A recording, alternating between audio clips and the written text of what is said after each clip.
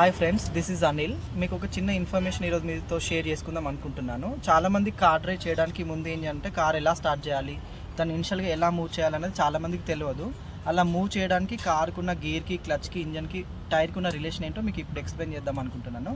నార్మల్గా ఏంటంటే మనం కార్ స్టార్ట్ చేయాలంటే దీంట్లో కీ ఇన్సర్ట్ చేసిన తర్వాత ఫస్ట్ స్టెప్ ఏంటంటే ఇగ్నిషన్ స్టార్ట్ అవుతుంది. ఇగ్నిషన్ స్టార్ట్ అయిన తర్వాత బ్యాటరీ నుంచి పవర్ ఇంజన్కి వెళ్ళాలి కాబట్టి మనం డైరెక్ట్ కీ తిప్పితే ఏంటంటే ఓల్డ్ మోడల్ కార్ అయితేనేమో డైరెక్ట్ స్టార్ట్ అవుతాయి.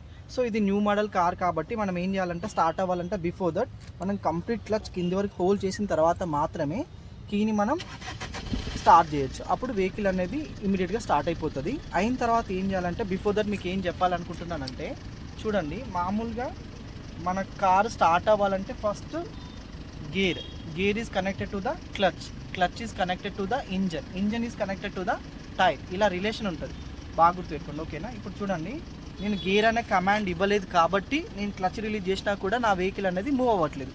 ఎప్పుడైతే నేను క్లచ్ నొక్కి ఆ క్లచ్లోకి నేను ఈ గేర్ అనే కమాండ్ పంపిస్తానో అప్పుడు నార్మల్గా ఇప్పుడు స్లోప్ ఉంది కాబట్టి వెళ్తుంది. నేను ఏం చేస్తాను అంటే బైటింగ్ వచ్చేంత వరకు చూస్తాను. ఆ బండి బైటింగ్ అంటే కొంచెం లైట్ వైబ్రేషన్ వచ్చేంత వరకు చూసి ఆ బైటింగ్ రాగా. సో ఫ్రెండ్స్, ఇప్పుడు నేను ఏం చేస్తున్నానంటే ఇక నా వెహికల్ మళ్ళీ బైటింగ్ వచ్చేంత వరకు. బైటింగ్ అంటే ఎలా రిలీజ్ చేయాలంటే ఒకేసారి తీయకుండా స్టెప్స్ వైజ్గా తీయాలి. స్టెప్ 1, 2, 3 అంటే నా బండి బైటింగ్ వచ్చి నేను కొంచెం షేక్ అవుతున్నట్టు నా బ్రెయిన్ ఫీల్ అయ్యేంత వరకు నేను రిలీజ్ చేస్తాను. ఎప్పుడైతే నాకు బైటింగ్ వస్తుందో దాని మీనింగ్ ఏంటంటే వెహికల్ నేను ముందుకు వెళ్ళడానికి రెడీగా ఉన్నా అని అర్థం. ఆ బైటింగ్ పాయింట్ రాగానే నేను ఏం చేస్తానంటే జస్ట్ కొంచెం బ్రేక్ రిలాక్స్ అవ్వగానే ఏమవుతుంది, నా వెహికల్ అనేది మూవ్ అవుతుంది. మళ్ళీ బ్రేక్ పట్టుకోవడానికి అయితే ఆగిపోతుంది. మళ్ళీ నేను కొంచెం బ్రేక్ రిలాక్స్ అవ్వగానే మూవ్ అవుతూ ఉంటుంది. సో మీరు ఎప్పుడైనా వెహికల్ని మూవ్ చేసినప్పుడు ఈ బైటింగ్ పాయింట్లోనే మనకు ముందు క్లియరెన్స్ వచ్చేంత వరకు మూవ్ చేయాలి. ఓకేనా? ఇన్ కేస్ ఇప్పుడు చూడండి, నేను దీన్ని ఏం చేశానంటే మళ్ళీ న్యూట్రల్ చేశాను. ఇప్పుడు నేను క్లచ్ రిలాక్స్ అయినా కూడా ఏమైతే నా వెహికల్ అనేది ఎటు మూవ్ అవ్వదు. ఇప్పుడు ఏం చేస్తాను, మళ్ళీ కంప్లీట్ క్లచ్ నొక్కి ఆ క్లచ్లోకి నేను ఏం పంపిస్తున్నానంటే రివర్స్ గేర్ అని పంపిస్తున్నాను. ఓకేనా? సో ఇప్పుడు ఏమన్నట్టు నా క్లచ్లో రివర్స్ గేర్ ఉన్నట్టు. ఇప్పుడు నేను మళ్ళీ ఏం చేస్తానంటే నా వెహికల్ మళ్ళీ బైటింగ్ పాయింట్ వచ్చేంత వరకు స్టెప్స్ వైజ్గా క్లచ్ రిలీజ్ చేస్తూ ఉంటాను. ఇక చూడండి, 1, 2, 3, 4. ఎప్పుడైతే నాకు బండి బైటింగ్ వస్తుందో అప్పుడు నేను ఏం చేస్తాను, మళ్ళీ లైట్గా బ్రేక్ కొంచెం రిలాక్స్ అవ్వగానే నా వెహికల్ ఏమైతే ఆటోమేటిక్గా బ్యాక్ మూవ్ అవుతూ ఉంటుంది.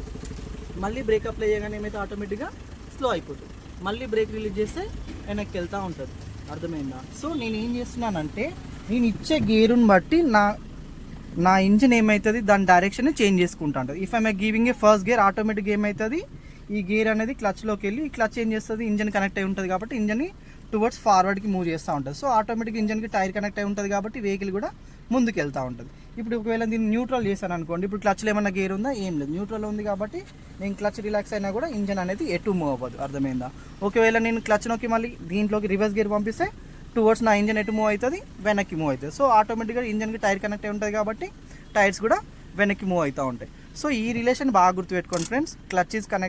Gear is connected to the clutch is connected to the engine is connected to the tyre. ఈ సీక్వెన్స్ మాత్రం మీకు ఖచ్చితంగా గుర్తుండాలి. ఓకేనా? Thanks friends.